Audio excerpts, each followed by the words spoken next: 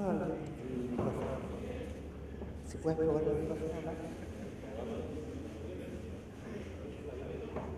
Un poquito más. Un poquito más.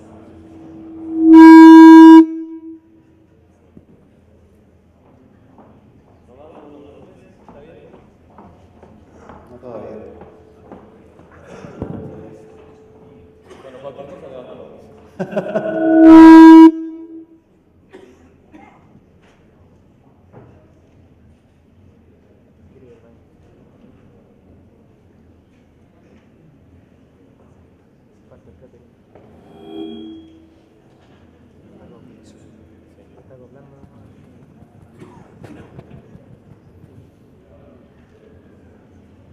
Está llegando, ¿no?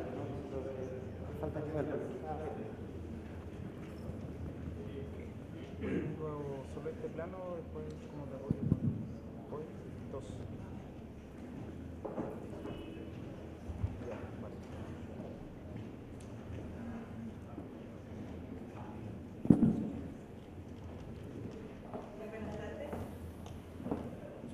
Muy buenas tardes.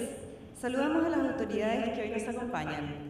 De manera especial, a Su Excelencia, Monseñor Francisco Javier Errázuriz, Arzobispo Emérito de Santiago, a los miembros del Centro de Cultura Islámica y a todos los que forman parte de la comunidad Yácar presentes.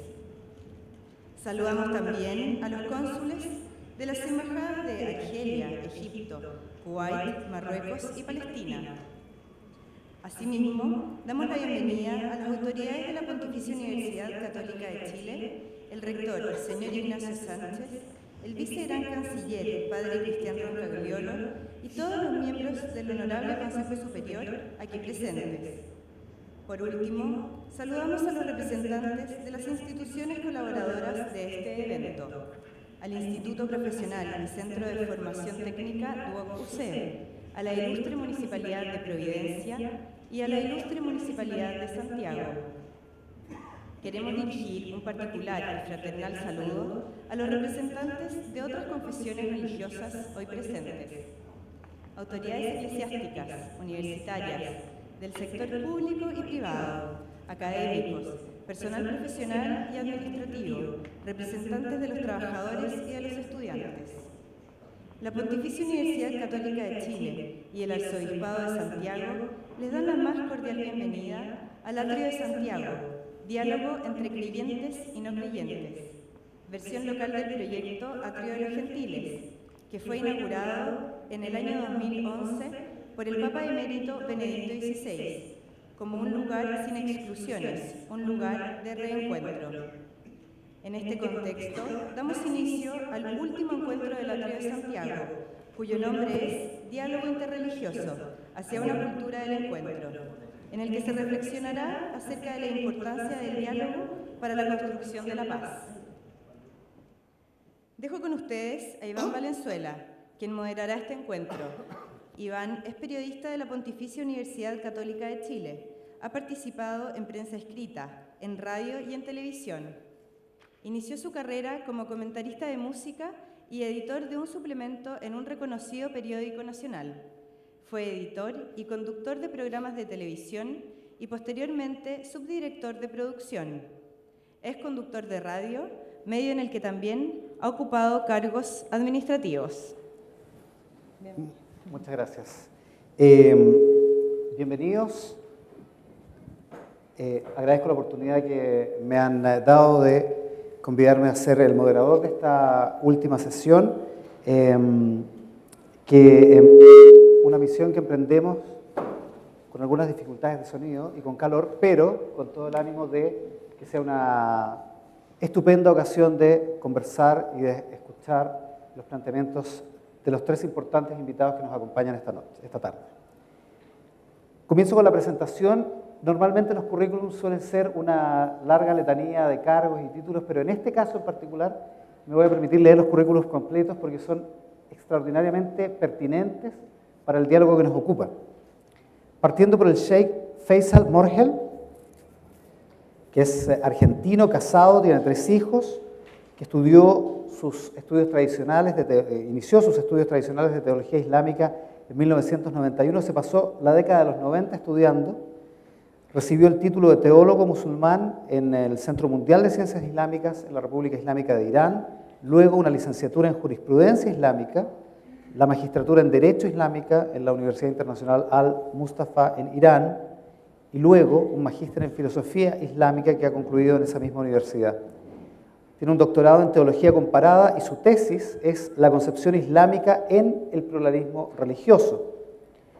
Ha traducido más de 40 libros de filosofía y teología islámica al español, es director de la revista Pensamiento Islámico y es responsable académico y religioso del Centro de Cultura Islámica de la Comunidad Musulmana de Chile. Sheikh, bienvenido, muchísimas gracias por acompañarnos.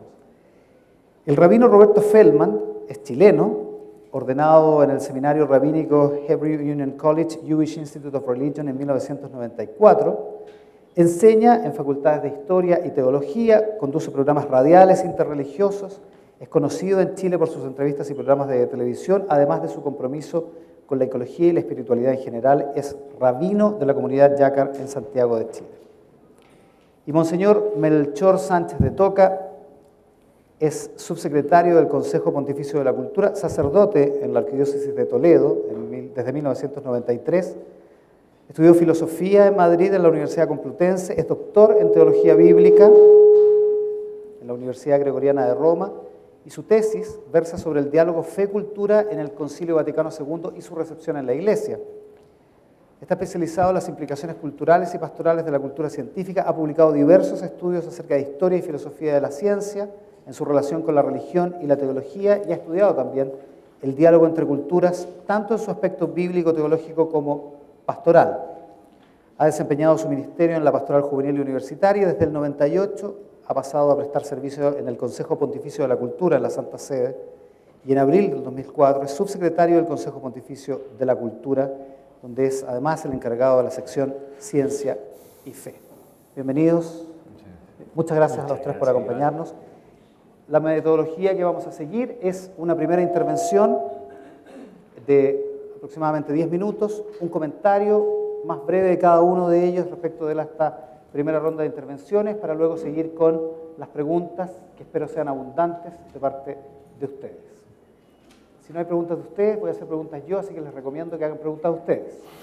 Sería mucho mejor. Sheikh, comenzando con usted.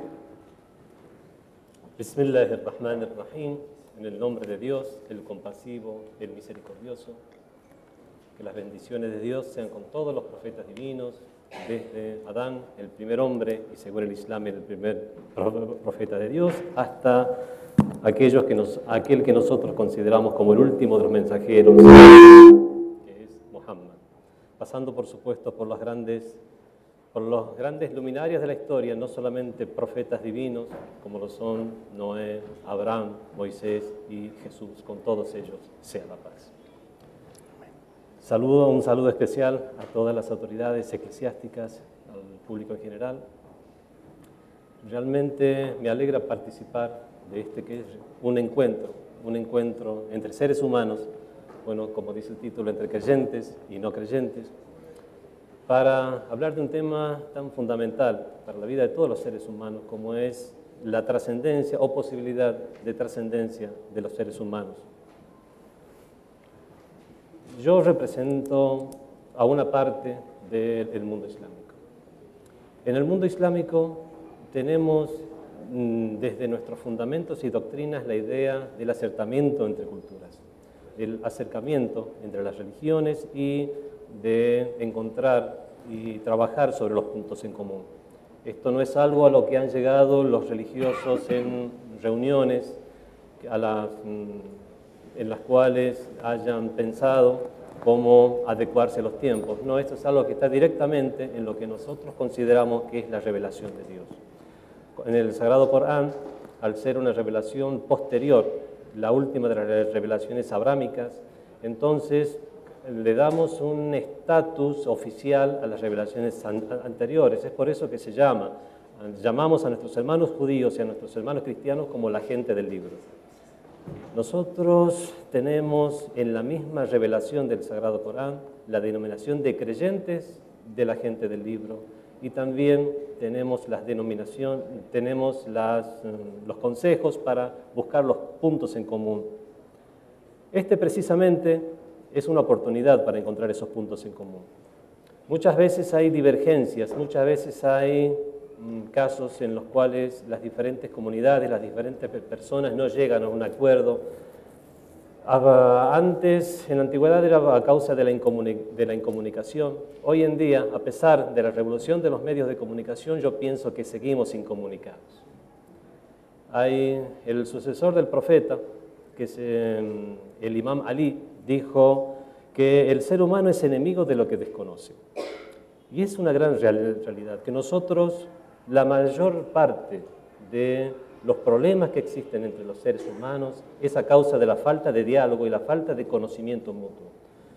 Por eso doy la bienvenida a este tipo de encuentros donde podamos hacer precisamente eso, conocernos mutuamente. Cuando queremos conocernos y la base de ese conocimiento, o ese conocimiento parte de culturas diferentes, es algo realmente un poco problemático. Cuando tenemos culturas diferentes, tenemos nociones y conceptos que son diferentes. La diferencia entre las culturas podemos asimilarlas, son análogas, incluso yo puedo llegar a decir que simétricas a las diferencias idiomáticas. Si bien estas últimas pueden llegar a ser salvables aprendiendo el idioma y se pueden acercar las palabras, lamentablemente no sucede en igual medida con lo que son las nociones y conceptos. Y es ahí que nosotros seguimos con una distancia abismal de conocimiento mutuo entre las culturas, a pesar de todos los que nos creamos avanzados en estos últimos tiempos. Las diferencias conceptuales, las nociones que existen en cada cultura, muchas veces se las entiende desde otra cultura traduciendo esas nociones traduciendo las nociones a aquellas que nosotros conocemos. La idea de Dios, la idea de hermano, la idea de amigo, son nociones no siempre unívocas entre las diferentes culturas. Las religiones abrámicas creemos en Dios. Los árabes lo llamamos Allah, tanto árabes cristianos como árabes musulmanes. Es simplemente una pronunciación de lo que es el nombre divino. Y no es otro Dios diferente como lamentablemente a veces dejan entrever las literaturas llenas de prejuicios. Este tipo de encuentros, más que para, podemos llegar a decir, conocer cabalmente y en profundidad otra religión, otras formas, otras culturas, o poder llegar a entenderlo, es necesario que nos conozcamos por lo menos con los lineamientos generales, por lo menos en lo que son las nociones básicas. Partiendo de las nociones básicas podemos llegar a edificar nuestra cosmovisión. Las cosmovisiones que nosotros tenemos son muy similares, más del 90 y tantos %. Cuando hablamos de la idea de Dios, cuando hablamos de la idea de que Dios en su benevolencia envió a personas de nuestra misma especie para que nos guiaran como señales en el camino. Nosotros los seres humanos tenemos nuestro intelecto y con el intelecto podemos llegar a ser grandes luminarias. Un niño recién nacido es en potencia un científico, pero también puede llegar a ser un asesino. Nosotros tenemos la capacidad intelectual, pero necesitamos instrucción. Ese niño en potencia es un matemático, pero necesita una instrucción, cursar grados universitarios para poder llegar a un gran físico, un gran matemático. De la misma manera, los seres humanos para aprender a vivir, para aprender a llegar, o por lo menos a dirigirnos a aquel objetivo trascendente que perseguimos en nuestro interior, lo queramos o no, todos los seres humanos, incluso aquellos que piensan que no creen en Dios, tienen su objetivo, tal vez se equivocan en la denominación, pero persiguen un objetivo trascendente. Si no, directamente sería igual para ellos que la vida no siguiera corriendo. precisamente su deseo por la vida y su deseo de mejorar, su deseo de evolucionar, es porque persiguen ese objetivo, solo que nosotros lo llamamos de una forma diferente. Lo llamamos el ser necesario, lo llamamos la existencia absoluta, lo llamamos simplemente Dios. Este acercamiento de nociones puede llegar a darse respetando la libertad religiosa.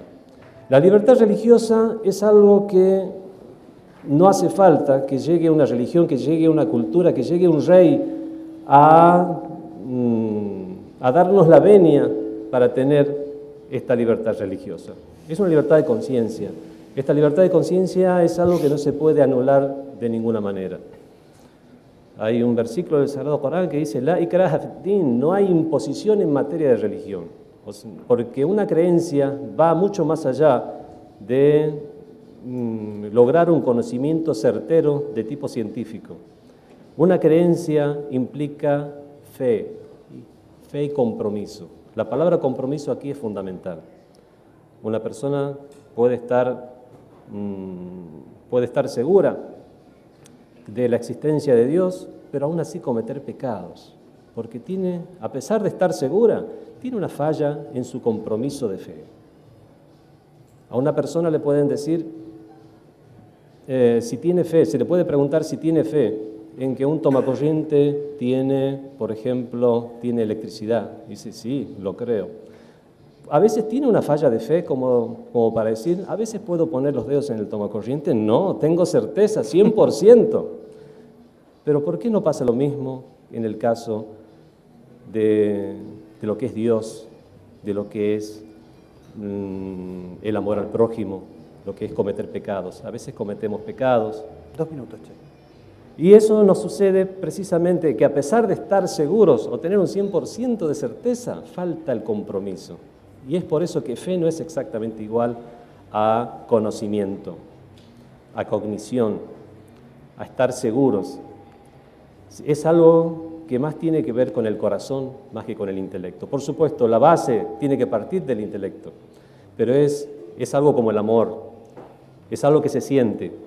Es algo que cuanto más intensamente se siente, es con ese mismo grado de intensidad que la persona estará más cerca de su amado, en este caso, que es Dios.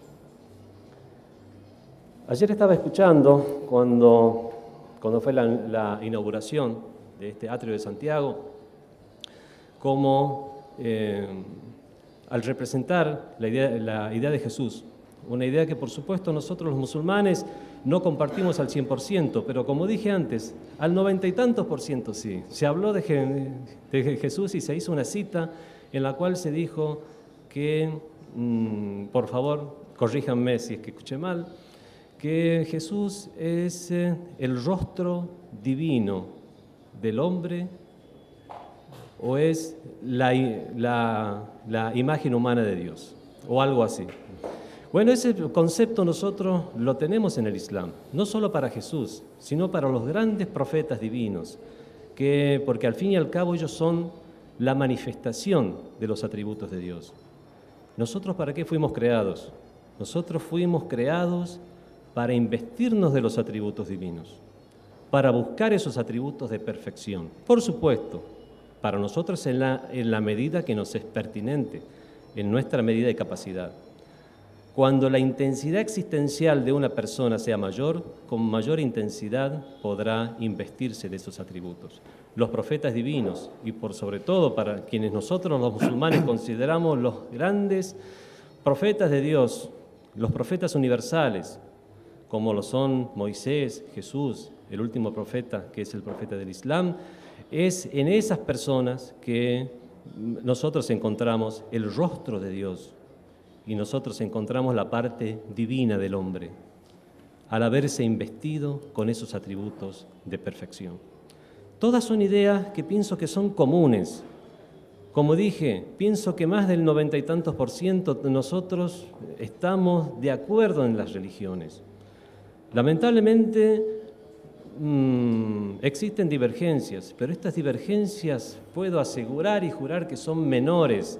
Y no solamente son menores, sino que si vamos a hablar de aquellos que llevan a la práctica el camino de la búsqueda de Dios y de la trascendencia, no podremos llegar a decir que esto es propio de una sola religión. Soy musulmán, acepto una cosmovisión en particular.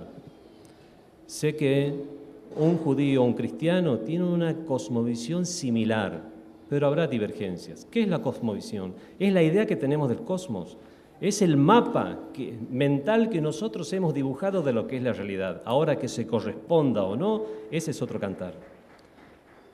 Cuando tenemos la mayoría de este mapa del cosmos similar, algunos pueden llegar a tener este mapa y simplemente tener el mapa, no recorrerlo ni un ápice del camino. Y otros pueden tener un mapa con unas pequeñas divergencias y haber recorrido la mayor parte del mismo. Y ahí podemos llegar a entender cómo experiencias religiosas de otras confesiones pueden llegar a tener una validez. Nosotros en los estudios de gnosis, en las universidades islámicas, estudiamos a Teresa de Jesús. Cuando nosotros hacemos los análisis de sus develamientos místicos, llegamos a considerar, los sabios religiosos islámicos los consideran legítimos. Algunos alumnos protestaban un poco, pero si es otra religión, al fin y al cabo es igual ser musulmán que ser cristiano en este caso. Y no estamos hablando ahora de la cuestión de la legitimidad de la creencia en su totalidad. Estamos hablando de otro ámbito, que es el ámbito de la salvación. Cuando hablamos de, por ejemplo, temas como el exclusivismo, el inclusivismo y el pluralismo, al final, los musulmanes, ¿a dónde se encuadran? Yo puedo decir que los musulmanes somos exclusivistas.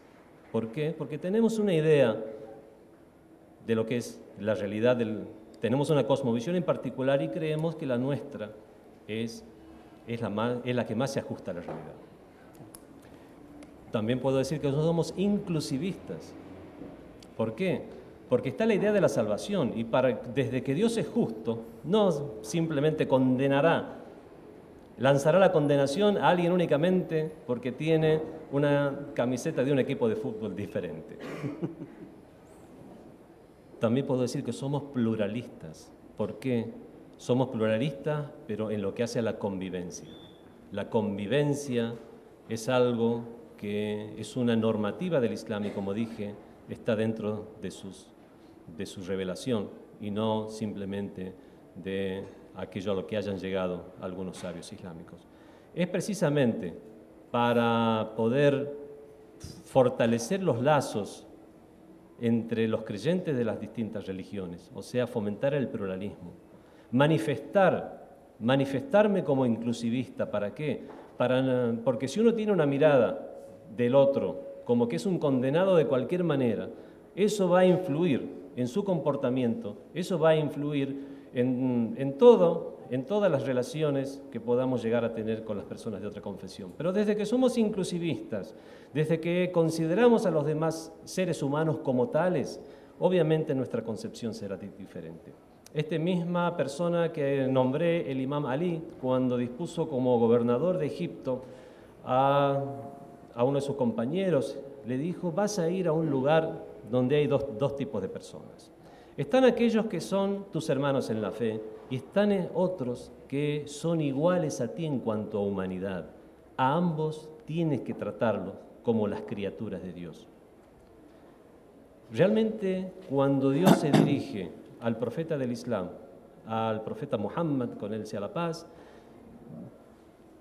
hay un versículo en el cual le dice: وَلَقَدْ كَرَّمْنَا بَنِي آدَمَ, y hemos distinguido a los hijos de Adán. No dijo hemos distinguido a los musulmanes, hemos distinguido ni siquiera dijo a aquellos que siguen la religión de Abraham.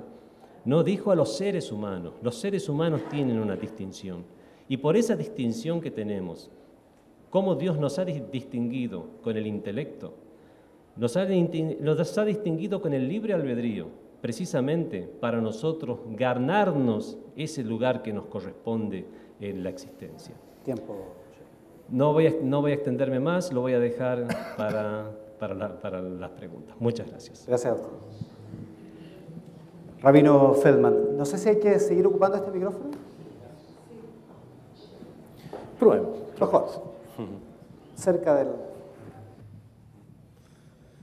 Muchísimas gracias, Sheikh Morel. Muchísimas gracias a las autoridades religiosas, eclesiásticas, las autoridades de la universidad que están aquí presentes.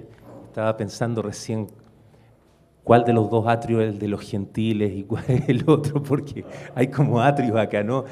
Quisiera, no sé, ojalá que quienes están allá en el atrio de atrás, por así decirlo, sí, hola, escuchen bien y si no, por favor, protesten suavemente, gentilmente, para que se escuche bien, ¿sí?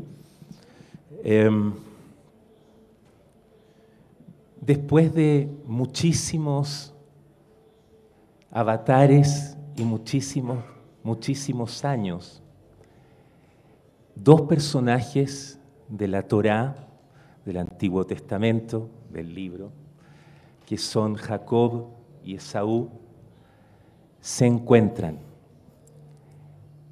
Y cuando Jacob, después de haber estado realmente muerto de miedo, ha luchado con un ángel o consigo mismo antes de encontrarse con su hermano mayor, cuando finalmente se encuentra con él, dice las palabras, y traduzco lo mejor que se puede al castellano: ver tu cara, Esaú, es como ver la cara de Dios. O sea, ver a mi hermano humano sin la sombra de mis miedos, de mis desconocimientos, de mis prejuicios, y verle a los ojos y reconocer que Dios también es el espacio que habita en el encuentro, que de eso se trata este momento, es concitar a Dios. Creo que aprendí de un amigo musulmán que cada vez que decimos As-Salam Aleikum, contigo, con ustedes sea la paz, estamos citando a Dios. Y por eso también así recibí la paz a mis hermanos aquí presentes. Ahora quería decirles algo que quizás es íntimo, quizás es personal, después de esta primera reflexión o primera imagen, y es algo personal. Siento que me agrada mucho el Papa Francisco. Lo digo como judío. Siento que más allá del hecho de que algunos colegas míos rabinos lo conocen de Buenos Aires, de Argentina y de actividades interreligiosas, lo que percibo en él es una sensación que quizá es una proyección o una imaginación, pero siento que más allá de la inmensa dignidad de ser el heredero del trono de Pedro, ¿no? Tengo la tincada, para hablarlo coloquialmente, que si conversara con él sentiría eso humano a lo que se refirió el Sheikh, y que hace que quizás ese pequeño porcentaje de diferencia en nuestra búsqueda de Dios y en nuestros caminos se sella en el encuentro íntimo, verdadero, pleno de lo humano. Yo no sé si realmente comparto esta idea de creyentes y no creyentes. En el pueblo judío, y subrayo pueblo judío, somos tantas cosas en una. Somos una tribu de 4000 años, somos una lengua, somos una Torá, somos una relación con Dios que no terminó en el Sinaí, sino sigue por los tiempos. no somos una cultura, una civilización misionera, no somos proselitistas y creemos con fe completa, lo digo en hebreo y luego lo traduzco, Kol Hasidei Umat Haolam Yesh Lahem Helek Baolam Haba, todo justo y justa de todos los pueblos y de todas las naciones tiene un lugar en el mundo venidero. Y el mundo venidero es aquel que estamos construyendo aquí. Ahora, tampoco sé realmente si la palabra religión me concita realmente o puede abarcar todo lo que como judío soy, como judíos somos. Siento que en el mundo cristiano el creer es fundamental y salva, ¿no es cierto? El creer en Jesús, el creer en Cristo salva. En el caso de ser judío hay un elemento del ser que es fundamental y nos reconocemos unos a otros como tales más allá de nuestras creencias y a veces cada camino de ser creyente o de no ser creyente es un camino que pasa por revelaciones, por curvas, por obstáculos, desafíos, amores, cercanías y lejanías, en el que a veces ponernos un rótulo como creyentes o no creyentes es un asunto de la autoimagen y del yo. Muchas veces converso con gente que dice, yo soy ateo, atea, ¿no? Y al cabo de un tiempo sentimos que hay palabras, como decía el poeta Rilke, palabras que nos separan y que cuando estamos en esa conversación íntima, quizás a la luz de una vela, esas definiciones se van descascarando y queda esto íntimo, humano, que en el encuentro llamamos Dios y que es lo que llevó a nuestro patriarca Jacob, que luego fue nombrado Israel, que es el padre del pueblo de Israel, lo llevó a decir, ver tu cara, Esaú, es como ver la cara de Dios. ¿Qué es Shalom en la cultura judía? ¿Qué es esa palabra? ¿Qué es Salam? Eso se lo dejo al Sheikh, ¿no? Ahí no voy a entrar. Shalom no significa paz en la raíz pax romana o latina. Shalom quiere decir lo completo, lo entero, lo íntegro. Cuando estamos íntegros, completos, enteros, Shalom viene quizás por añadidura. Y un rabí jasídico dijo algo muy hermoso, un rabí del siglo XVIII, Zuzia de Tarnopol, XIX, dijo, nada hay, a veces, nada hay más completo, más entero, más íntegro, que un corazón cuando está roto. Es una paradoja, cuando ese corazón está quebrado por algo. ¿Y quién no tuvo o tiene en alguna parte un poquito su corazón quebrado?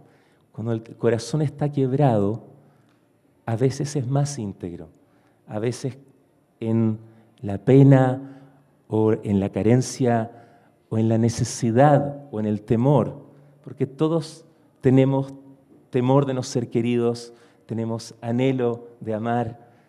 A veces en ese pedacito hay un nido para que el Espíritu de Dios anide. Y esa fragilidad humana es la que nos hace paradojalmente más shalom, más en paz. La historia de Jacob y Esaú, con lo que quiero terminar antes del comentario en que quisiera interpretar eso, ¿no? La historia, perdonen los que lo conocen, es la historia de dos hermanos que son muy distintos. Jacob es puertas adentro, es un sabio más sutil que estudia, dice la alegoría rabínica, que estudia Torá, en la carpa, que vive más cerca de la mamá, y de hecho Rebeca, su madre, lo ama a él más que a Esaú. Y Esaú es el hermano vigoroso, velludo, cazador, que es más amado por el papá porque a lo mejor el papá se identifica con esos valores. Y cada uno entonces surge un poco con la sombra del otro, no desarrollando Esaú esa virtud de estudiar o de sutileza o de sabiduría, y Esaú no desarrollando el varón que tiene adentro capaz de cazar y vivir al aire libre. Y cuando viene finalmente su padre a pedirles que le haga a pedirle a Esaú que le haga un asado, le traiga le prepare una comida para poder darle una bendición, Rebeca, y de alguna manera se genera un trastoque, y Jacob aparece como Esaú delante de un Isaac que quizás es ciego, quizás no, aparentemente es ciego, no reconoce a su hijo menor, cree que su hijo mayor le da la bendición, y finalmente termina Jacob, al recibir esta bendición de primogenitura, ya que era el segundo, termina huyendo y pasa 20 o más años, en buen chileno, enrollado con la imagen de su hermano, creyendo que su hermano lo quiere matar. Y después de 20 años vuelve a la tierra de sus ancestros, vuelve a la tierra de Canaán, a la tierra de Israel, y creyendo que su hermano lo va a matar, resulta que este hermano, en el cual proyectó todos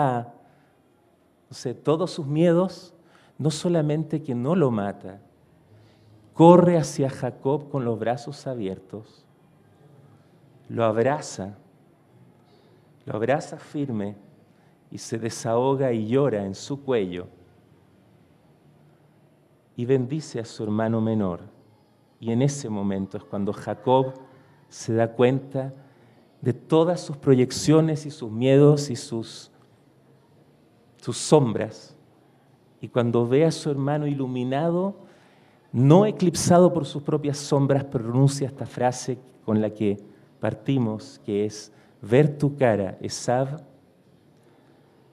es como ver la cara de Dios. Ver tu cara no sombreada por mis propias sombras y reconocerte como mi hermano, como aquí Melchor y Faisal, es como ver la cara de Dios.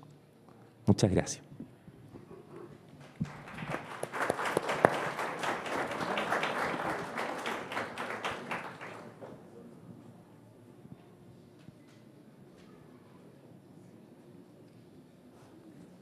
Monseñor. Muchas gracias a todos. Me corresponde el último lugar en esta primera ronda de intervenciones y confieso que yo había preparado mis reflexiones, que no voy a leer, pensando más que en nosotros, que ocupamos aquí la parte de los creyentes, Un poco más cerca de eso. con todas las dificultades que tiene usar este término, pensando en los no creyentes. Y me sugería esto, un artículo que publicó Richard Dawkins, el llamado el mastín de Darwin, el propagandista ateo, biólogo evolucionista, después del 11 de septiembre, de los atentados del 11 de septiembre. Y escribió en el Guardian de Londres algo así: para hacer cosas malas bastan los hombres, pero para cometer verdaderas maldades hace falta la religión. Y dice: nosotros veíamos a la religión como una tontería inofensiva. El 11 de septiembre lo cambió todo. La fe revelada no es una tontería inofensiva, puede ser una tontería letalmente peligrosa. Como Christopher Hitchens viene a decir lo mismo, son los representantes de esto que se ha dado en llamar el nuevo ateísmo, para los cuales la religión, cualquier religión, en esto al menos compartimos el dudoso privilegio de ser acusados conjuntamente, es responsable de las peores violencias en el mundo. Y la verdad es que un vistazo a los periódicos y a las noticias parecería dar razón, porque continuamente están llegando noticias de conflictos, al menos aparentemente de naturaleza religiosa, ya sea en Siria, en Nigeria, en la India, por no hablar del Ulster hace apenas unos decenios. Me hubiera gustado que estuviesen aquí esta tarde para intentar un diálogo improbable, porque es una forma de ateísmo visceral, radical y muy poco dialogante. Pero es inevitable el recibir y acoger la provocación, por muy desmesurada que sea, por exagerada y por injusta que parezca, que nos lanzan, que es el vínculo entre religión y violencia. A Dawkins o a Hitchens podíamos rebatir diciendo que, bueno, en realidad la mayor parte de las veces, si no todas, estas llamadas guerras de religión no son en realidad tales, esconden intereses de otro tipo, intereses políticos o económicos las más veces. Pero la verdad es que la historia humana nos sacaría los colores, nos haría sonrojar, porque hay muchos ejemplos de utilización de la violencia en nombre de Dios. Y claro, podríamos decirles también que los mayores genocidios han sido cometidos en nombre de sistemas o regímenes que eran oficialmente ateos.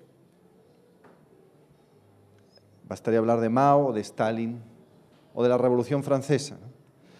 Pero esto sería enfrascarse en una dialéctica infantil del «y tú más», como a los niños pequeños. Tú eres tonto, y tú más. Bueno, y no sacaríamos nada. Y al final yo creo que sería justo constatar con un orante anónimo de hace 3000 años que decía: todos pecaron y andan igualmente extraviados. No hay uno que obre bien, ni uno solo, que es el Salmo 14. Yo creo que estas provocaciones nos obligan a considerar la relación entre violencia y religión, porque creo que será el gran desafío que tenemos los creyentes en este milenio. ¿Dónde encontrar una respuesta? Bueno, naturalmente, al menos yo recurro a la Escritura y descubro en las primeras páginas de la Biblia una explicación, no es una explicación metafísica ni un tratado de ética, sino una explicación que utiliza categorías simbólicas y narrativas del origen de la violencia. Una fractura, una escisión en el origen de la historia humana. Una ruptura con Dios que implica una ruptura con la armonía de la creación y con los demás hombres. A partir de ahí viene el primer homicidio y la extensión del pecado en el mundo, a la que solamente el diluvio pone fin provisionalmente.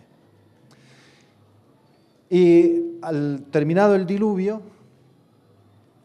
el nuevo pacto que Dios establece con Noé y con sus descendientes restablece de alguna manera el equilibrio del principio de la situación del paraíso, pero no totalmente, porque si en el paraíso todos los animales, incluyendo el hombre, se alimentaban exclusivamente de hierba, después del diluvio pueden comer carne, con tal de que no sea con sangre, que es como una constatación de que el mal ha entrado y de alguna manera la violencia es parte de la existencia del hombre.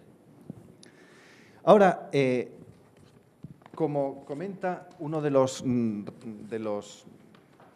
rabinos hasídicos de la Europa oriental del siglo XVIII, el rabí Meir Simcha de Dvinsk, que es una de las ciudades de Europa del Este, recuerda que al menos la visión del profeta Isaías, la visión de paz en la que recuerdan, el lobo habitará con el cordero, el leopardo se tumbará con el cabrito, el ternero y el león pacerán juntos, la vaca pastará con el oso, el león como el buey comerán paja, el niño retoza junto al escondrijo de la serpiente y mete la mano en la cueva del áspid.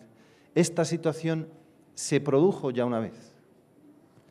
Y dice él, se produjo durante el diluvio. Todos los animales en el arca de Noé se vieron forzados a una dieta vegetariana, incluidos los carnívoros.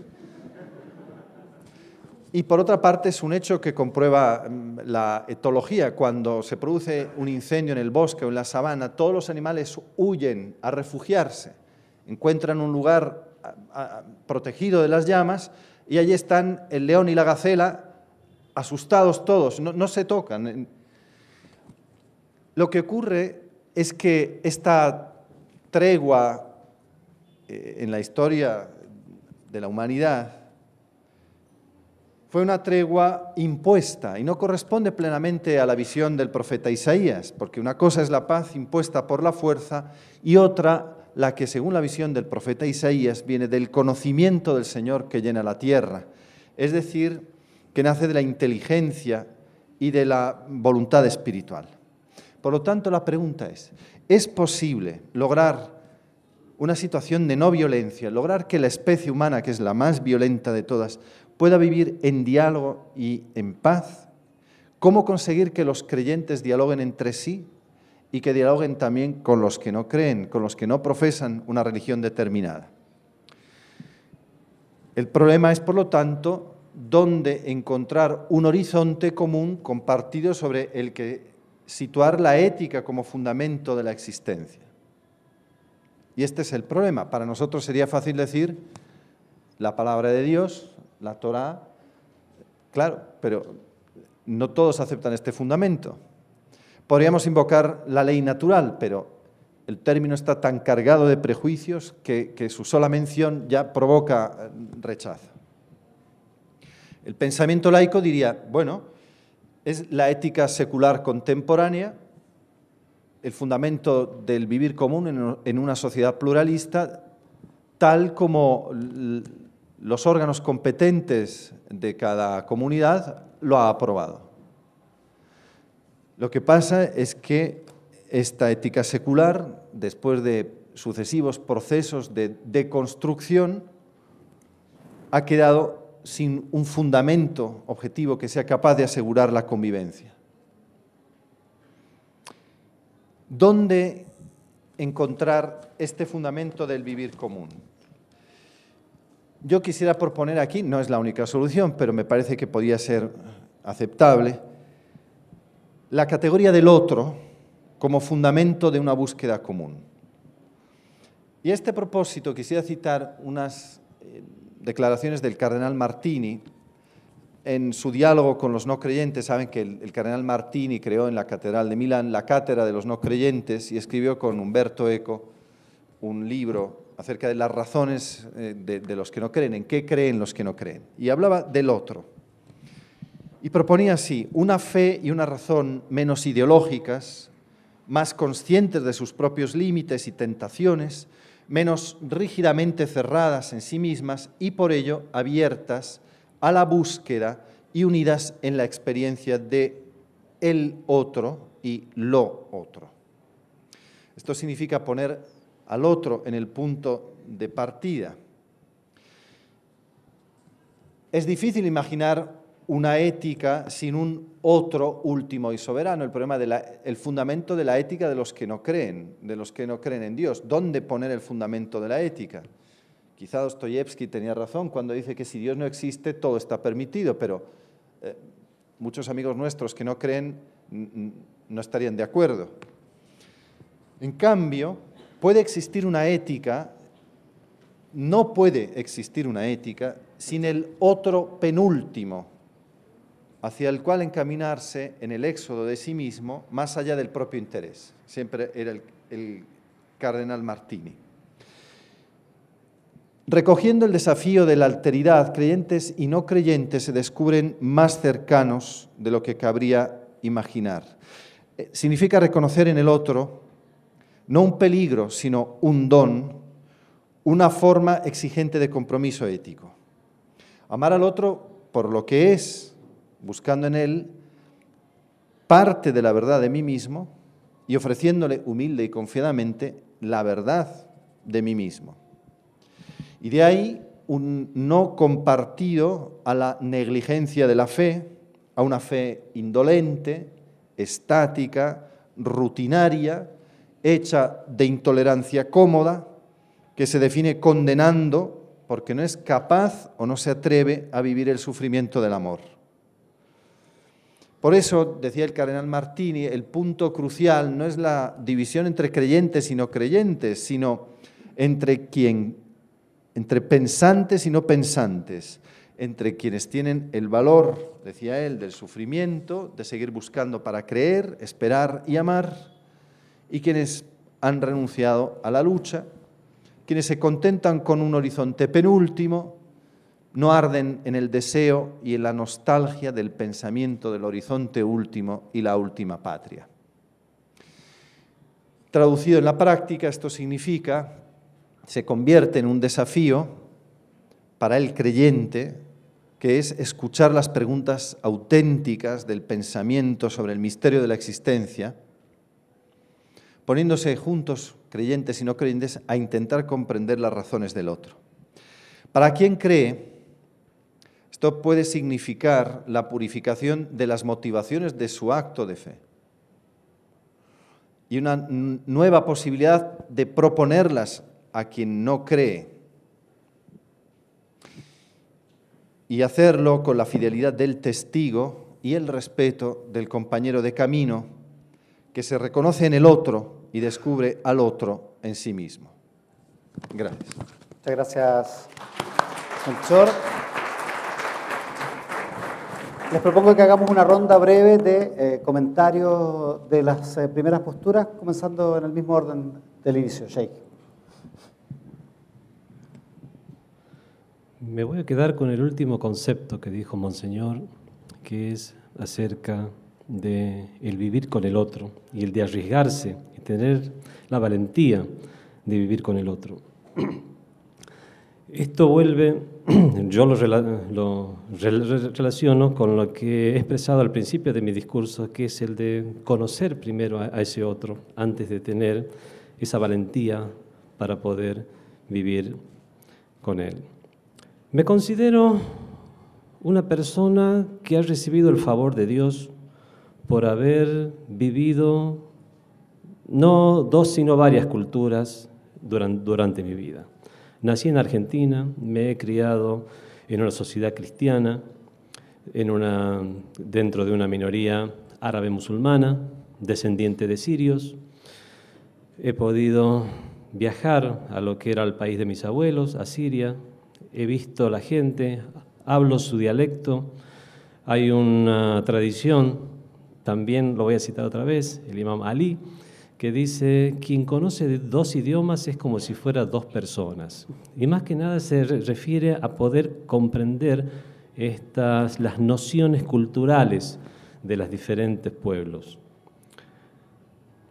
Después he viajado a la República Islámica de Irán y he estado alrededor de 19 años estudiando con compañeros de todas partes del mundo. He podido ver cómo piensa un indonesio, un pakistaní, un bangladesí, un canadiense, un palestino, un australiano. Entonces, al conocer las diferentes culturas he visto y he vivido cómo musulmanes, que son mis hermanos de fe, tenían comportamientos éticos encomiables, pero también otros que no lo eran tanto. Y he llegado a la conclusión de que las diferentes culturas tienen sus vicios y virtudes. Hay una especie de desorden tercermundista en muchos de estos países, que a pesar de que nosotros aquí en Argentina, Chile, no somos el primer mundo, aún así parezcamos realmente el primer mundo frente a ese tercermundismo prácticamente casi caricaturizado. Un desorden, incumplimiento, todo eso no está en la religión, todo eso está en la cultura de las personas. Si eso yo lo trato de hacer una analogía, ya no entre los pueblos, sino entre aquellos que son seguidores de diferentes confesiones, vamos a encontrar exactamente lo mismo, que las diferentes vivencias hacen que muchas veces el otro tenga aspectos que realmente nosotros no tenemos, encontrarme a mí mismo, como dijo Monseñor. Y eso yo lo he vivido por experiencia y también está dentro de los fundamentos de la tradición del Islam.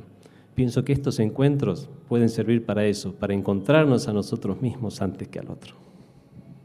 Muchas gracias, Sheikh. Rabino. En el libro de Números, que en hebreo llamamos Bemidbar, en el desierto, en el capítulo 6, hay una bendición que es antiquísima, que se ha encontrado también en caracteres paleosemíticos, casi cuneiforme, en placas de metal. Está en un museo en Jerusalén y esta se llama en la cultura judía Birkat Kohanim, la bendición aronítica o la bendición sacerdotal. Y en ella la palabra shalom, la palabra paz o encuentro o plenitud, aparece como al final de una serie de otras virtudes. Y son tres líneas muy sintéticas, muy arcaicas, que dicen lo siguiente: que Dios te bendiga y proteja, tal como Dios bendijo a Jacob en su salida de su casa parental, y tal como su madre lo protegió dándole en el fondo la dirección de sus antepasados en Mesopotamia para poder encontrarlos.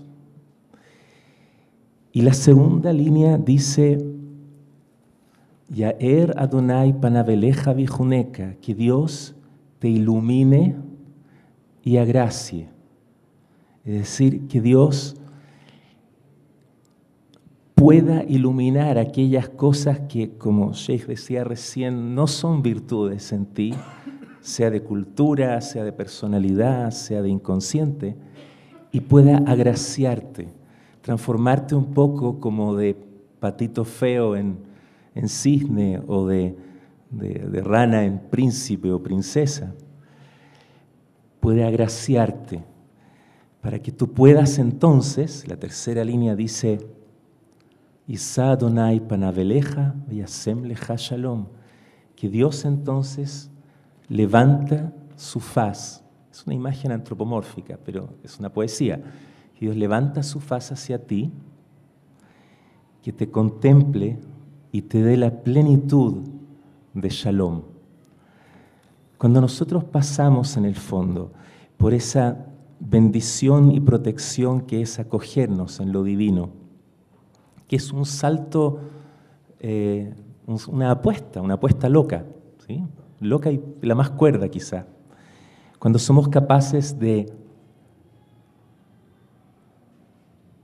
iluminar nuestras propias sombras y ver a nuestro prójimo sin sombras, a la luz de Dios. Entonces Dios torna su faz hacia nosotros y podemos ver más allá del condicionamiento cultural, más allá del condicionamiento religioso, más allá de los prejuicios de no conocernos, podemos encontrar a Dios en el encuentro. Y cantado, quisiera dedicarlo en este momento a nuestros hermanos y hermanas en Siria, que están sufriendo mucho, con el permiso del Sheikh y de los embajadores, señores embajadores de países árabes. De todo corazón una bendición para ellos, para que se encuentre la paz allá. Yevarechecha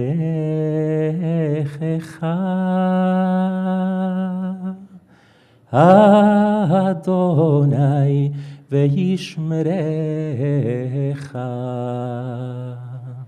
Yaer Adonai panav eilecha vichuneka Isa Adonai פניו אליך וישם לך שלום.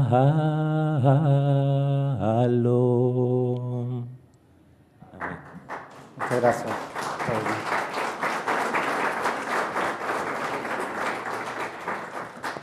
Claro, rabino, sabrá que muchos católicos conocen esta bendición como la bendición de San Francisco. San Francisco la tomó del libro de los números, quizá él ni siquiera lo sabía, pero era esta la bendición. Tampoco sabía esto. Entonces, es esta la bendición de San Francisco. Yo he disfrutado mucho con las dos intervenciones anteriores y me quedo con algunas cosas. La primera, lógicamente, la necesidad del conocimiento recíproco. Uno crece alimentándose a base de prejuicios. Los prejuicios simplifican mucho las cosas, ¿no? Tienen una utilidad práctica, claro, pero son deletéreos, sobre todo cuando son negativos. Cuando uno que ha crecido con prejuicios en España sobre los moros, claro, son siglos de historia y de dificultades de vecinato no siempre bien resueltas, cuando uno conoce de verdad pues no es tan malo, ¿no? Eso me pasó a mí, con la familia fuimos a vivir a Marruecos, estuvimos viviendo en Marruecos 1 año y medio. Bueno, pues había gente buena y gente mala, como en todas partes, y uno va abriendo los ojos a la vida.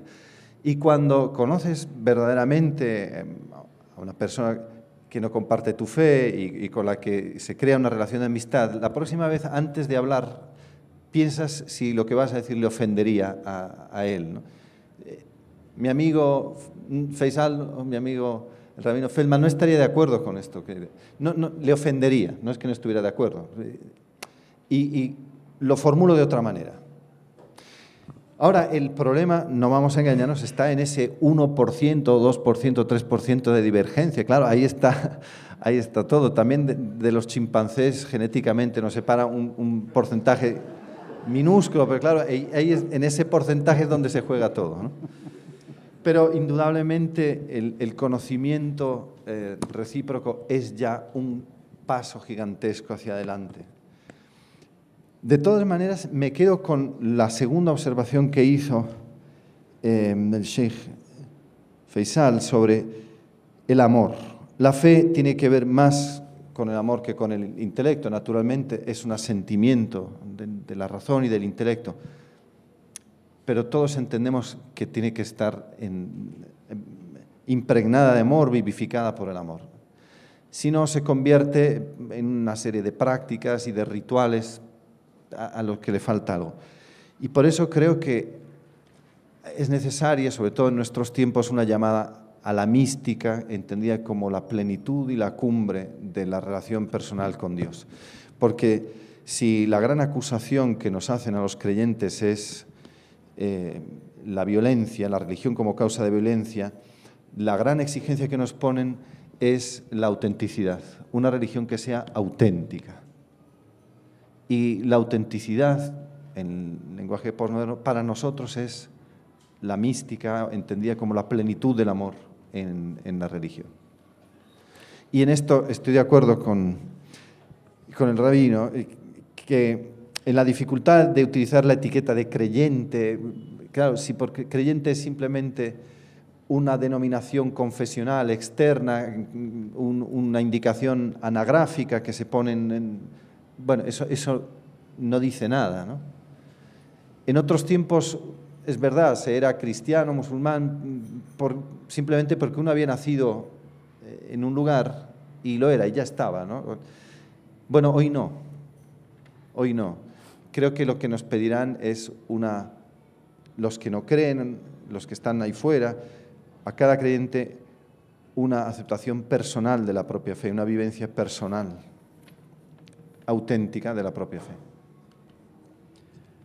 Muchas gracias, Monseñor.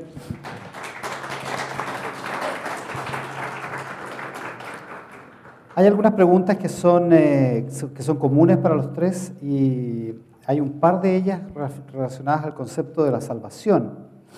¿Qué es hoy la salvación para los tres? ¿Cómo entender la salvación? ¿Qué dirían cada uno de ustedes sobre la salvación si una persona no se convierte a su confesión? Un ateo confeso, ¿se puede salvar? Esas son algunas de las preguntas que tienen que ver con ese tópico. Bueno, hice una mera alusión al tema cuando hablé de las ideas del Islam acerca del exclusivismo, el inclusivismo y el pluralismo. Ya dije que somos los tres, nosotros en el Islam estamos los tres, solo que cada uno en cada área. En cuanto a convivencia, pluralismo, no tenemos ningún problema, al contrario, se fomenta ello en el Islam. En cuanto a legitimidad, nosotros somos exclusivistas, como la mayoría de las religiones, pero en cuanto al tema de la salvación, somos inclusivistas. Estos términos no son islámicos, son términos que se han generado en la Europa, sobre todo después de la Segunda Guerra Mundial. Ha habido encuentros entre diferentes confesiones religiosas, bueno, y surgió esto hasta que por fin el Concilio Vaticano II adoptó una postura respecto a la Iglesia. Bueno, pero nosotros desde el Islam hemos analizado esos términos para ver cuál es nuestra postura frente a este fenómeno que, si bien es foráneo a las zonas islámicas, se ha adentrado y hemos expresado nuestra posición al respecto. En el Islam consideramos la salvación para todos los seres humanos en base a las capacidades iniciales con las que cada uno cuenta y cómo ha hecho uso de esas capacidades. Habrá habido personas que habrán tenido más contacto con lo que es la revelación, un contacto mucho más directo. Otros habrán nacido en una tribu todavía perdida del Amazonas, en el cual le ha llegado muy poca información. Cada uno será juzgado por Dios en base a los elementos con los cuales contaba. No solamente está la revelación, por lo menos los musulmanes aceptamos la idea, en árabe se llama la fitra. La fitra sería la naturaleza primigenia, la tendencia, la inclinación que tienen todos los seres humanos. Este indígena del Amazonas sabe que si le saca algo al que está sentado a la par de él, tiene que salir corriendo. Entiende eso, porque entiende que a él mismo no le gustaría. Hay cuestiones que se entienden, hay cuestiones que son conceptos universales, lo bueno de la bondad, lo malo de la maldad. Ahora, con respecto a distinguir los casos particulares, eso ya es otra cuestión. Pero hay conceptos universales básicos, donde incluso no hace falta una revelación, sino que con el intelecto humano podemos llegar a reconocerlos.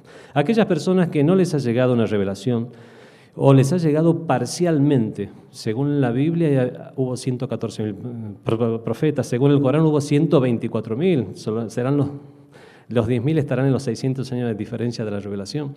124.000 profetas, bueno, o sea que el mundo, ha llegado el mensaje al mundo, cada uno habrá tenido, cada civilización, cada pueblo, cada grupo habrá tenido sus propios problemas para poder conservar el mensaje y la revelación. Nosotros estamos convencidos que la idea del gran espíritu entre los indígenas americanos está ahí, la idea de Dios, la idea entre los filósofos está el ser necesario, de la misma manera, incluso entre aquellos que se consideran no creyentes, la idea es la naturaleza que es sabia, incluso ahí está recóndita la idea de Dios. Cada uno con aquellos conocimientos legítimos que les ha llegado y con las condiciones iniciales con las que cuentan y cómo se han aprovechado de esas condiciones, serán juzgados y no necesariamente.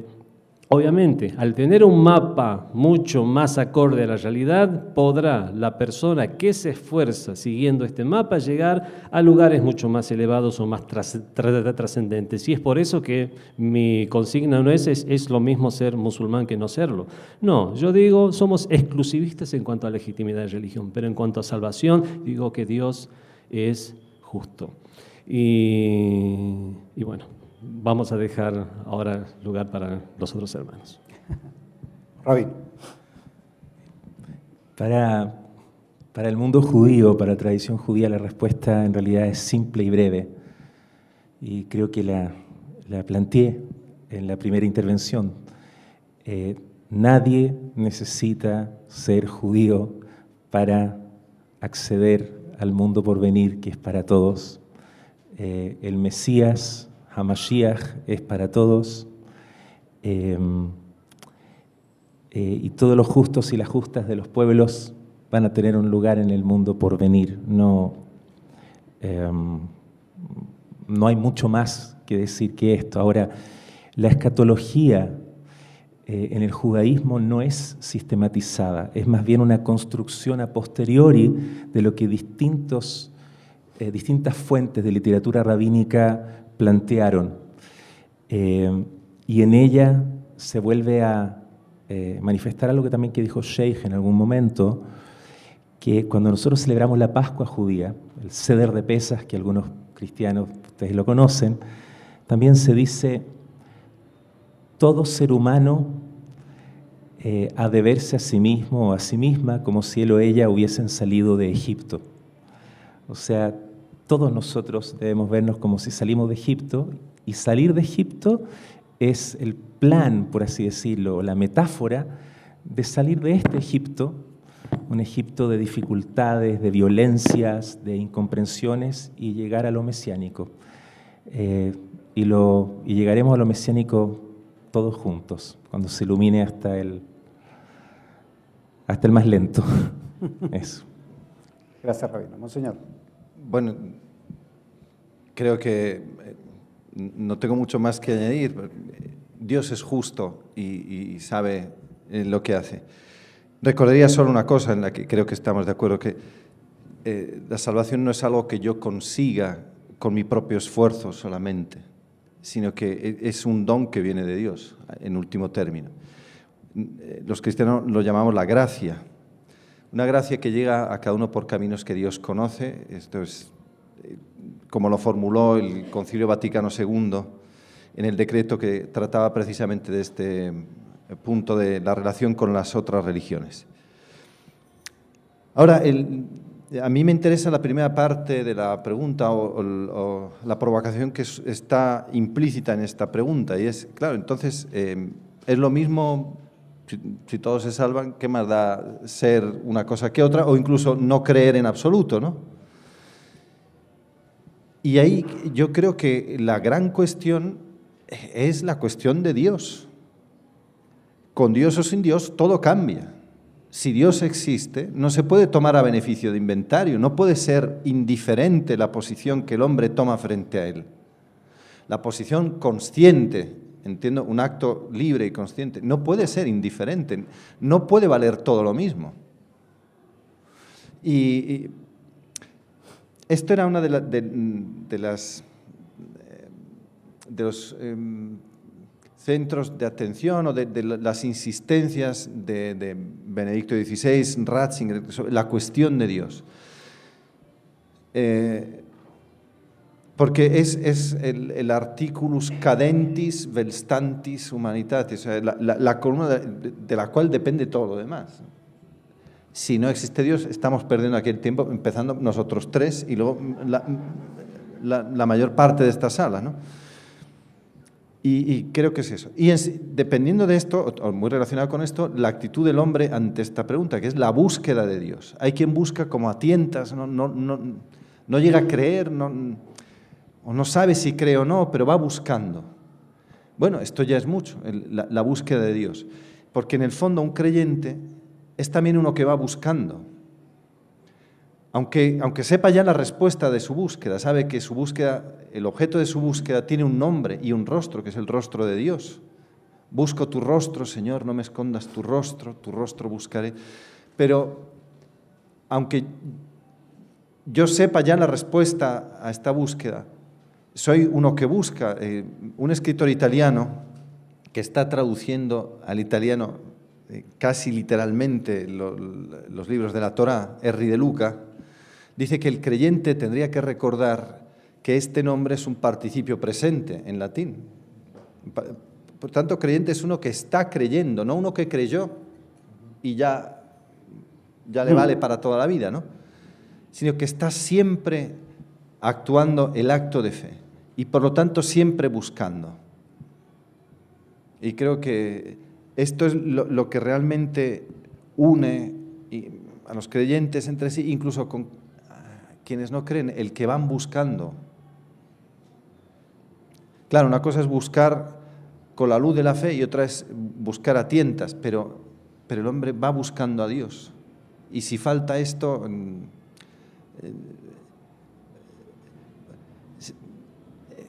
la búsqueda de Dios como fundamento sobre el que construir una sociedad. Esto me parece fundamental. Hemos sobrevolado sobre la idea del fanatismo, se ha mencionado en algunos momentos la relación entre la religión y la violencia, que se ha ejercido en distintas épocas de la historia de la humanidad y que se ha ejercido por distintas religiones, unas contra otras y unas contra los no creyentes.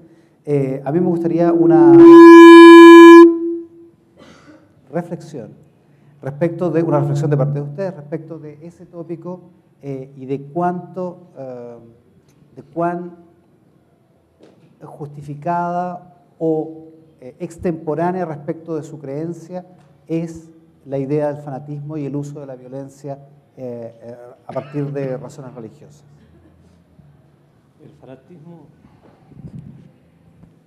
El fanatismo está ligado siempre a la intolerancia y a la ignorancia, está ligado a la violencia. O sea, son todos valores ajenos completamente a cualquier religión que se precie de tal. Por lo tanto, todos estos fanatismos religiosos tienen que ver algo con lo que ha hecho mención Monseñor Melchor al hablar acerca de que la religión sin amor es una religión fría. Nosotros vemos, cuando analizamos los grupos fanáticos, no vamos a hablar de todos los grupos que surgieron en la historia. Veamos ahora, hoy en día, los grupos, por lo menos los grupos de fanáticos musulmanes. Los grupos de fanáticos musulmanes, ¿a dónde han surgido? Han surgido en lugares donde hay muy poca cultura general. Pueblos realmente oprimidos, más que materialmente, oprimidos culturalmente.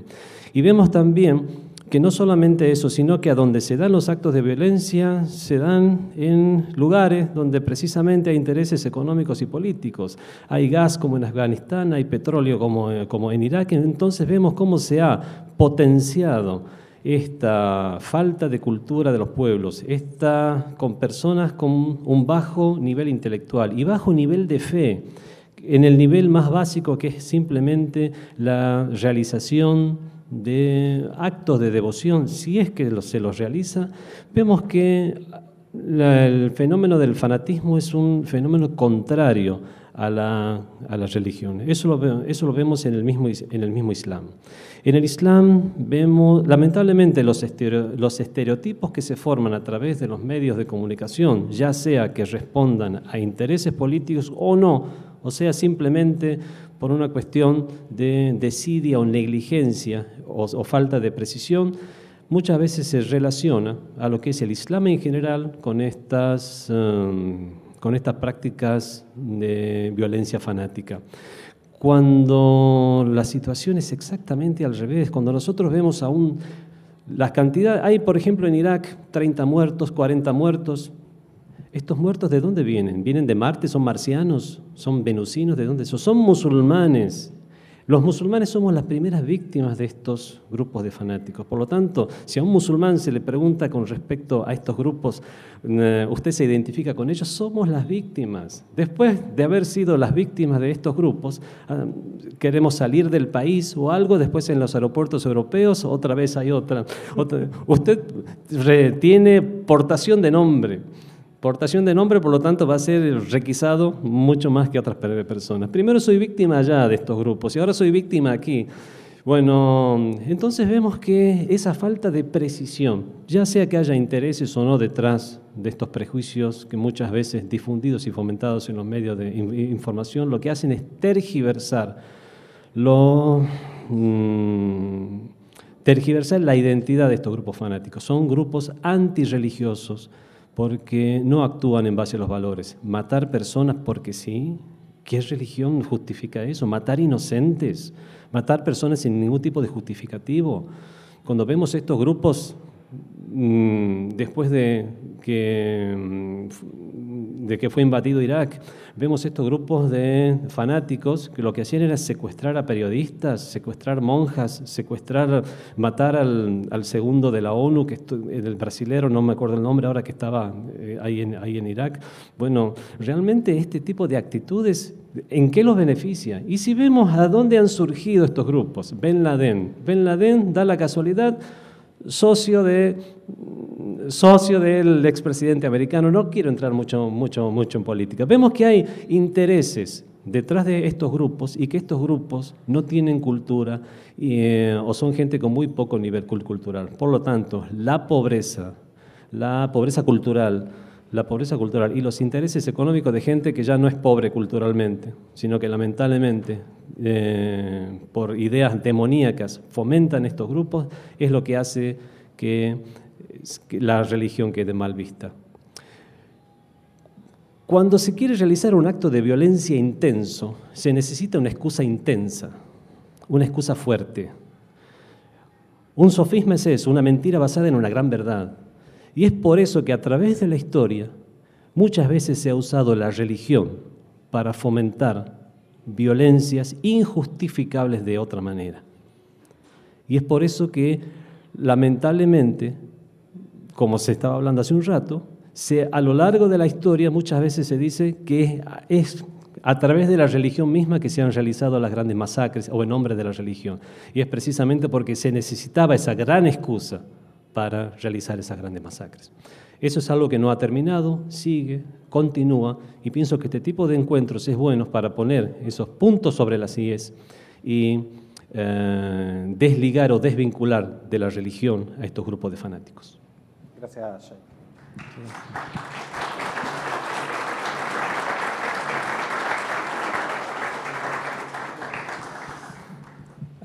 A mí en la pregunta me toca como judío en una suerte de cornisa.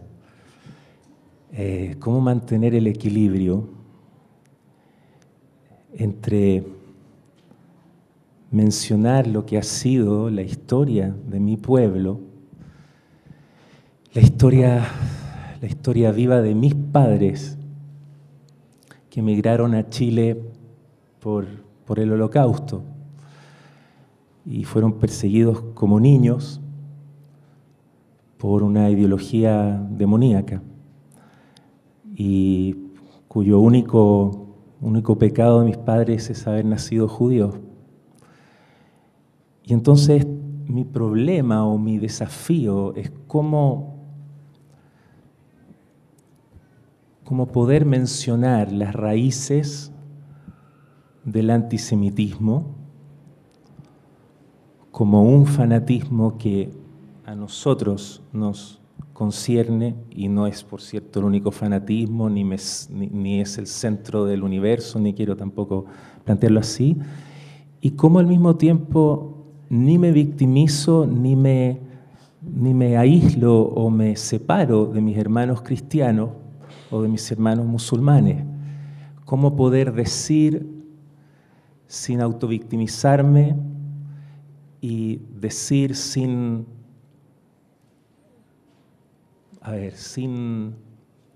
caer en un como decía Monseñor, ¿no? Como tú has sido peor, etc.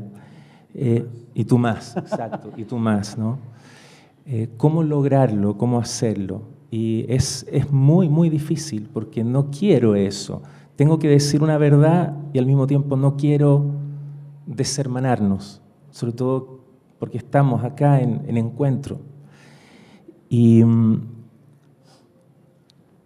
lo que quisiera quizás terminar en esta reflexión es un punto que yo creo que es de esperanza. Si nosotros vemos lo que en nombre del pueblo alemán se le hizo al pueblo judío entre el año 33 y el año 45, es casi increíble que hoy día el pueblo alemán y el pueblo judío tengan una relación de respeto, de emprendimiento mutuo, de respeto. Tengo amigos alemanes, y eso pasó a través de un reconocimiento que en el caso del pueblo alemán requirió el paso de tiempo, requirió una integridad muy grande, una integridad moral de decir, nosotros hicimos esto, no esconderlo, no negarlo, y también del pueblo judío, no un olvido, pero sí una comprensión que los alemanes de hoy no tienen absolutamente nada que ver con aquellos que cometieron esos crímenes. Entonces ha sido, creo yo, un ejemplo y un modelo a seguir que podría ocurrir también en otras culturas, podría ocurrir también entre españoles y mapuche, y podría ocurrir, o criollos y mapuche, podría ocurrir entre Turquía y Armenia, podría ocurrir en otros ámbitos donde otros genocidios y otros horrores han ocurrido. Entonces creo que aquí hay algo hermoso que no se puede sintetizar en 10 segundos, que sí se puede rescatar aún caminando en la cornisa. Gracias. Muchas gracias, Rabino.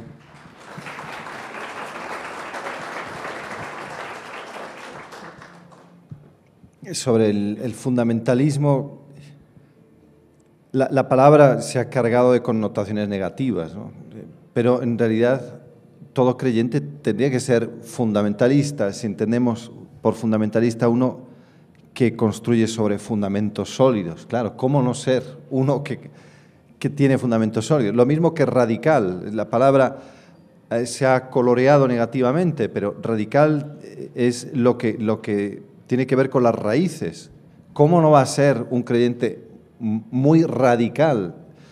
Pero bueno, admitamos el uso común, el fundamentalismo como una degeneración. Y yo quisiera subrayar que el fundamentalismo es una de las dos posibles patologías de la religión. La otra es la superstición o el devocionalismo infantil, que en el fondo es una forma de superstición, ¿no? Y que tanto la una como otra, que son formas patológicas de la religión, por lo tanto enfermizas, tienen que ver o se producen cuando hay una desconexión vital entre la religión y la razón. Una religión desconectada de la razón se convierte en un puro sentimentalismo o bien degenera patológicamente en formas de fundamentalismo.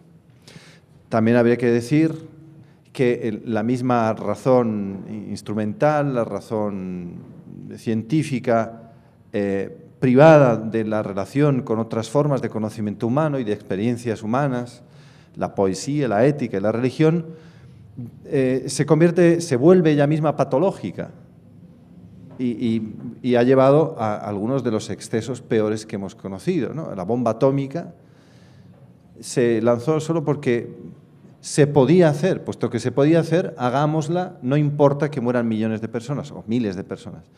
Es la misma lógica que hay en la clonación de embriones, a la que antes o después se llegará, si es que no lo están ya intentando en algún laboratorio, solo porque se puede hacer, ¿no? Pero son formas patológicas. Y como toda patología, pues claro, es dañina, es peligrosa, pero no es la condición normal.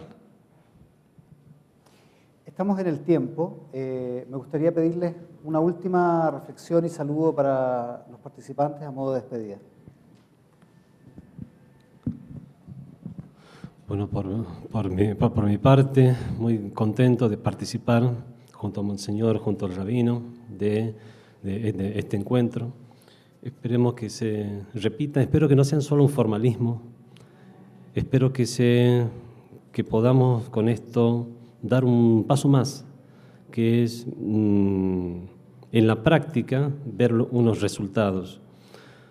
Nosotros como creyentes tenemos muchos puntos en común, y en esos puntos en común, que incluso con los no creyentes, cuestiones relacionadas a la moral, a la ética, muchas cosas también son discutibles, pero se puede llegar a puntos en común. Cuestiones como las cuestiones bioéticas, médicas. Bueno, ese tipo de cuestiones se puede conversar. Cuestiones como el aborto, en los cuales los creyentes en general estamos totalmente en desacuerdo.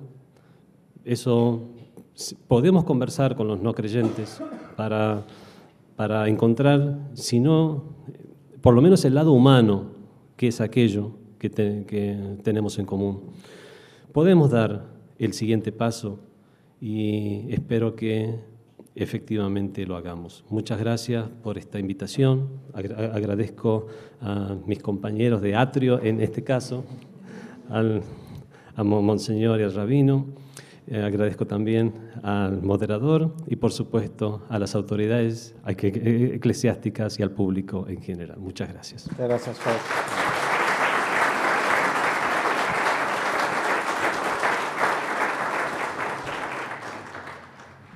Yo quisiera decir a todos los que se consideren creyentes y los que se consideren no creyentes, o los que se consideren en algún lugar intermedio o en camino, que decir Dios mío es un rezo muy noble y que vale mucho. Decir Dios mío, ayúdame, es una buena oración, es un buen principio. Decir, Dios mío, no sé dónde estás, no sé quién eres, me siento lejos, pero quiero acercarme a tu esencia. Es un hermoso y muy digno rezo y que será recibida. En la cultura judía, los ángeles, los malajim, son las oraciones y vuelven después, como en la escalera de Jacob, de la fuente divina hacia nosotros.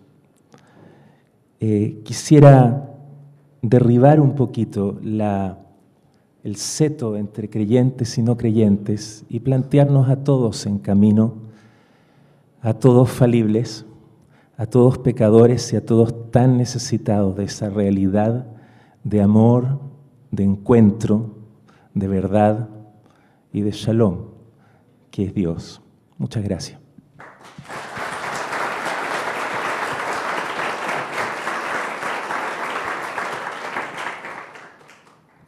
Bueno, la verdad es que esta mesa, o este podio en el que estamos casi parece un chiste.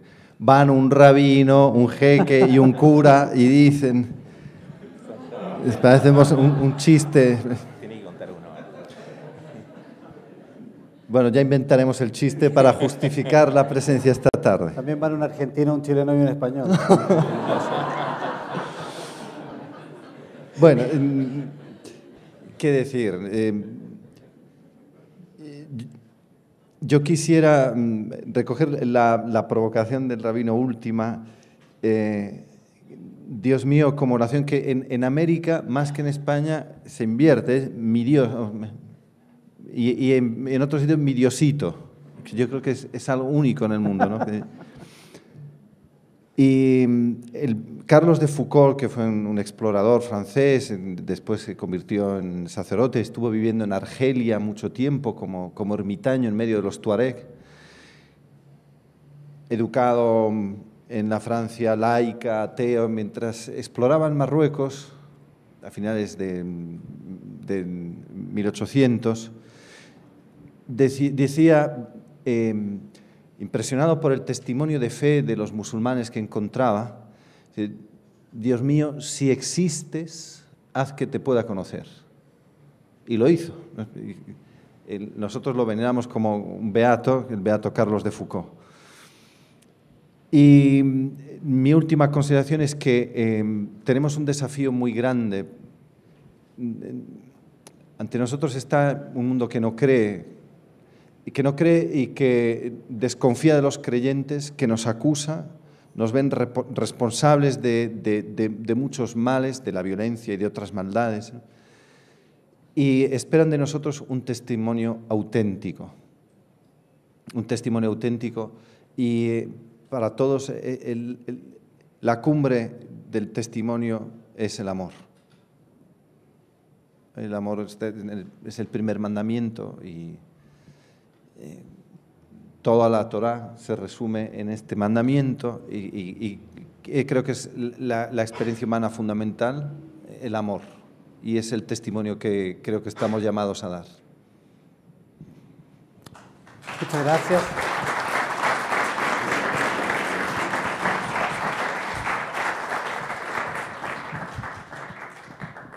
Bueno, agradecemos las reflexiones de nuestros invitados en este último diálogo del Atrio de Santiago acerca del diálogo interreligioso y, bueno, también a ustedes su participación. Ahora invitamos al rector de la Pontificia Universidad Católica de Chile, doctor Ignacio Sánchez, a entregar el recuerdo de este encuentro. Se trata de una imagen del apóstol Santiago, a quien fue dedicada nuestra ciudad desde su fundación, en el año 1541. La imagen fue realizada en piedra por las hermanas del monasterio de Belén, de la comuna de Casablanca, región de Valparaíso.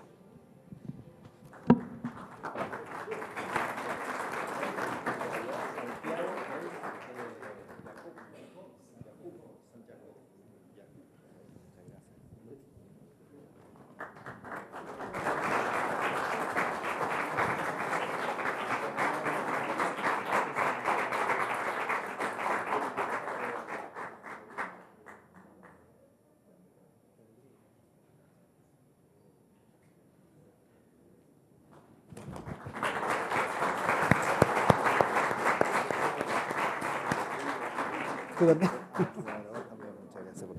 Gracias.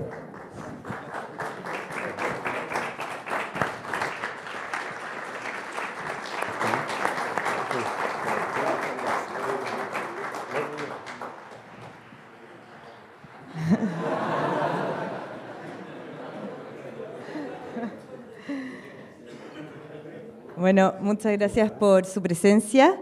Y el Arzobispado de Santiago y la Pontificia Universidad Católica de Chile agradece nuevamente a cada uno su presencia y los queremos dejar invitados al evento de clausura mañana domingo a las 20:30 horas, aquí mismo en la Plaza de Armas, un espectáculo de luces sobre la fachada de la catedral con un coro de más de 1.700 voces que va a estar aquí cantando para que todos vengan y sean parte de este gran espectáculo de clausura del Atrio de Santiago.